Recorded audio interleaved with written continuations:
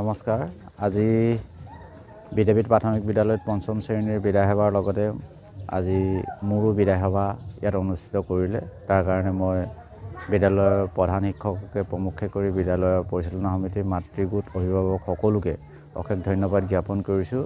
যিহেতু এই বিদ্যালয়খনত আজি 10 বছৰ 2017 চনতে মই এই বিদ্যালয়খনত জইন কৰিছিলোঁ আৰু এই সুদীৰ্ঘ 10টা বছৰত মই এই বিদ্যালয়খনৰ যিখিনি কাম কাজ বা এই বিদ্যালয়খনত কাম কৰি যিমানখিনি আনন্দ উপভোগ কৰিলোঁ বা যি দিব পাৰিলোঁ সেইখিনি মই নিজকে ধন্য মাগিছোঁ। এনেকুৱা এখন বিদ্যালয় যাতে শিক্ষকতা কৰিবলৈ পালোঁ। এই বিদ্যালয়খনত সেইসকল ছাত্ৰ ছাত্ৰীও পঢ়িছিলে যিসকল মানে এসময়ত চৰকাৰে বক্তব্য কৈ থাকে যে চৰকাৰী কৰ্মচাৰীৰ ল'ৰা ছোৱালী চৰকাৰী বিদ্যালয়ত নপঢ়ায়, কিন্তু এই বিদ্যালয়খন তাৰ ব্যতিক্ৰমী। এই বিদ্যালয়ৰ প্ৰধান শিক্ষক পুতুল চুতীয়া ছাৰৰ ল'ৰা এই বিদ্যালয়ত পঢ়ে।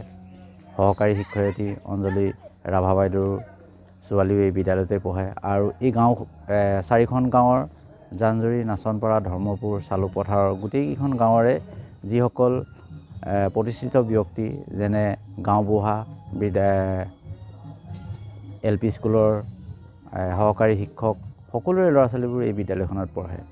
সেইফালৰ পৰা মই এনেকুৱা এখন বিদ্যালয়ত শিক্ষকতা কৰিবলৈ পাই নথৈ আনন্দিত আৰু নিজকে সৌভাগ্য অনুভৱ কৰিছোঁ। আৰু আজি ফেব্ৰুৱাৰী মাহৰ 9 তাৰিখে মই এই বৰ্ষৰ ইয়াৰ পৰা বদলি হৈছোঁ, যিহেতু মোৰ ঘৰ বোকাখাটত।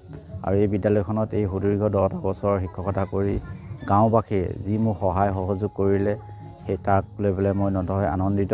আৰু সুদীৰ্ঘ এই 10 বছৰত মই তেখেতসকলক কি দিব পাৰিলোঁ নোৱাৰিলোঁ সেইখিনি তেখেতসকলে অনুভৱ কৰিব। আৰু এনেকুৱা এখন বিদ্যালয়ত শিক্ষকতা কৰি মই নিজকে ধন্য মাগিছোঁ। আৰু অনাগত দিনতো এতিয়া যিখন বিদ্যালয়ত মই বদলীকৰণ হৈছোঁ সেইখন বিদ্যালয়তো দুগুণ উৎসাহেৰে কাম কৰিম বুলি আশা কৰিছোঁ।